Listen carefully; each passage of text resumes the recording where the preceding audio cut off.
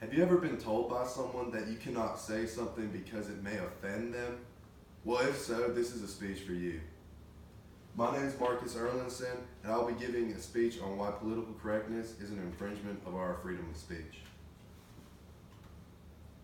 So I'm qualified to speak on this topic for reasons that include that I have participated in many rallies, political-wise, and that I have actually physically and verbally been assaulted by many extremists from opposing political sides, and I just have the experience from that aspect, so I feel that I am more than qualified to speak for people in general.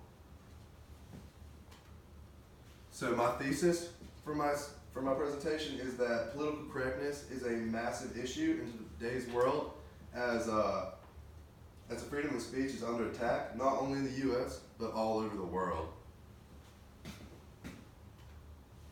So the major points that I'll be going over today is I will explain to the audience what the freedom of speech is actually defined as and the rights that follow it, and I will cover how political correctness is an issue towards people and countries in general, and I will go over solutions that will fix the problem and how to help people more in public with it.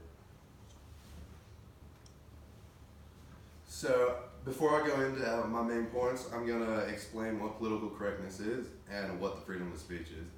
So political correctness, according to Merriam-Webster's dictionary, is defined as conforming to a belief that language and practices which could offend political sensibilities. Normally it's about sex or race. That's what most people tend to get offended by.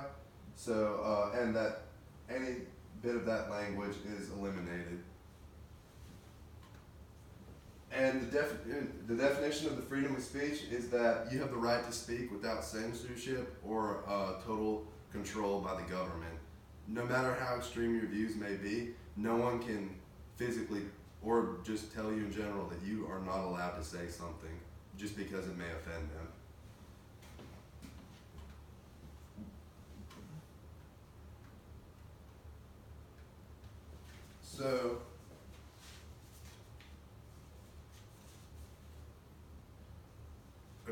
So I'm going to play a video that is going to kind of go into the concepts of how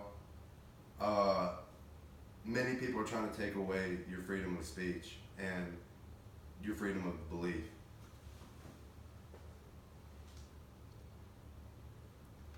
Anybody. He didn't speak in non sequiturs. He didn't do anything awful. And you know the only people who criticized him, the only people who really covered it, were Sean Hannity and his band of hypocrites who are now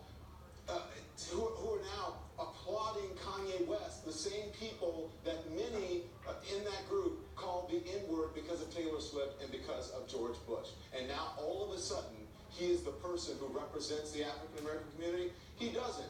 We need to take the cameras away from Kanye and from a lot of this craziness that happens in the White House because it is not normal, and we need to stop sitting here pretending that it's normal. This was an embarrassment. Kanye's mother is rolling over in her grave. I spoke to one of her friends today, or texted with one of her friends today from Chicago, Donna's friends. I used to live there. Okay, so that is basically just a highlight of why and how people try to take away from your freedom of speech and your freedom of belief, saying that you shouldn't do that. And they go as far as insulting them and literally throwing threats and just saying awful things. Like, for example, Don Lemon, the host on CNN, said that Kanye West is crazy and that people should take camera away from him and everything because he doesn't like the points he's pushing. And he even went as far as saying that his mother, who died recently, is rolling in her grave because she is so disgusted by his actions. And going on from that point, I'm going to go into explaining the rights that come with the freedom of speech. So technically, no one, government, or just a citizen cannot tell you what you can and cannot say. You have the freedom granted by the Constitution that you cannot, that what you can say, no matter how extreme it may be, you are allowed to say it, and no one can control it or take that away from you. So they're saying that he can't say these things, but he has all the rights in the world to say them. So that is just something that people tend to forget. Like, no one can tell you that you're not allowed to say something.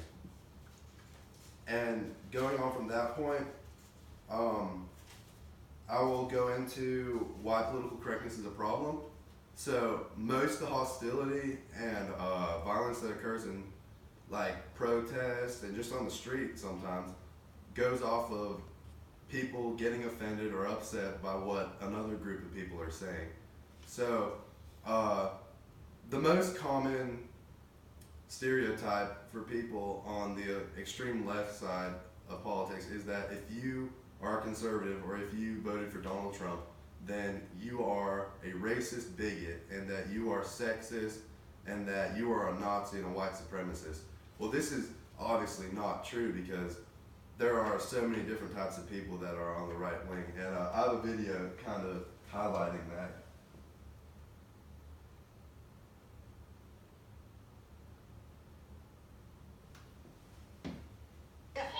Why are they chanting Nazi scum off our streets at you? Are you a Nazi?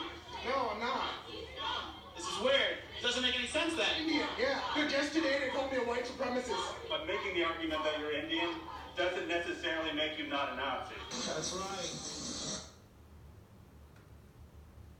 right. Okay, so that kind of just highlights the ridiculousness that comes from that. I mean, that dude is clearly not a Nazi or a white supremacist, as he is Indian, and he states that.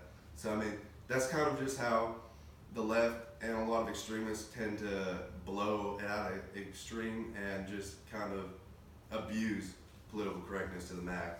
And going into that